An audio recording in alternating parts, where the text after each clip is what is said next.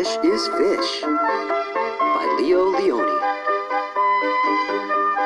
When you hear this sound, it's time to turn the page.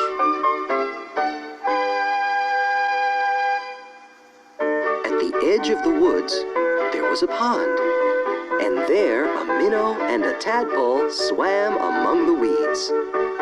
They were inseparable friends. One morning, the tadpole discovered that during the night, he had grown 2 little legs. "Look," he said triumphantly. "Look, I am a frog." "Nonsense," said the minnow. "How could you be a frog if only last night you were a little fish, just like me?" They argued and argued until finally the tadpole said, "Frogs are frogs and fish is fish, and that's that."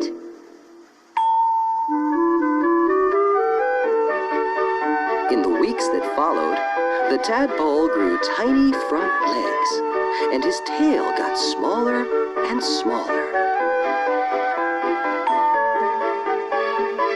And then one fine day, a real frog now, he climbed out of the water and onto the grassy bank. The minnow, too, had grown and had become a full-fledged fish. He often wondered where his 4-footed friend had gone. But days and weeks went by, and the frog did not return. Then one day, with a happy splash that shook the weeds, the frog jumped into the pond. "Where have you been?" asked the fish excitedly. "I have been about the world, hopping here and there," said the frog, "and I have seen extraordinary things." "Like what?" asked the fish. "Birds," said the frog mysteriously. "Birds!" And he told the fish about the birds who had wings and 2 legs and many, many colors.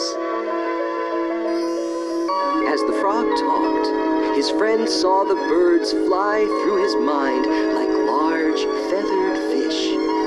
"What else?" asked the fish impatiently.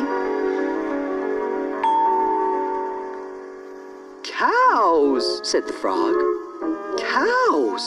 They have 4 legs, horns, eat grass, and carry pink bags of milk." "And people," said the frog. "Men, women, children." And he talked and talked until it was dark in the pond. But the picture in the fish's mind was full of lights and colors and marvelous things, and he couldn't sleep. Ah, if he could only jump about like his friend and see that wonderful world.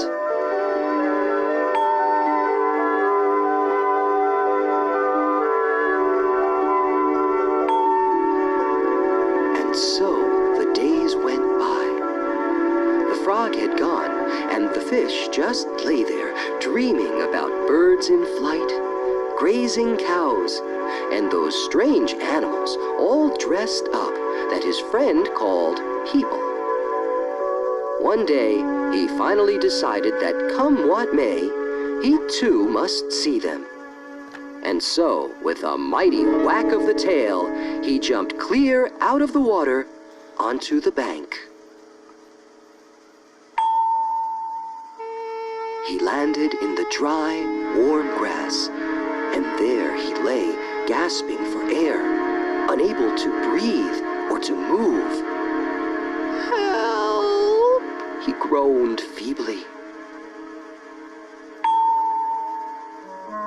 Luckily, the frog, who had been hunting butterflies nearby, saw him and with all his strength pushed him back into the pond. Still stunned, the fish floated about for an instant. Then he breathed deeply, letting the clean, cool water run through his gills. Now he felt weightless again, and with an ever so slight motion of the tail, he could move to and fro, up and down, as before. The sun rays reached down within the weeds and gently shifted patches of luminous color. This world was surely the most beautiful of all worlds. He smiled at his friend the frog, who sat watching him from a lily leaf. You were right, he said. Fish is fish.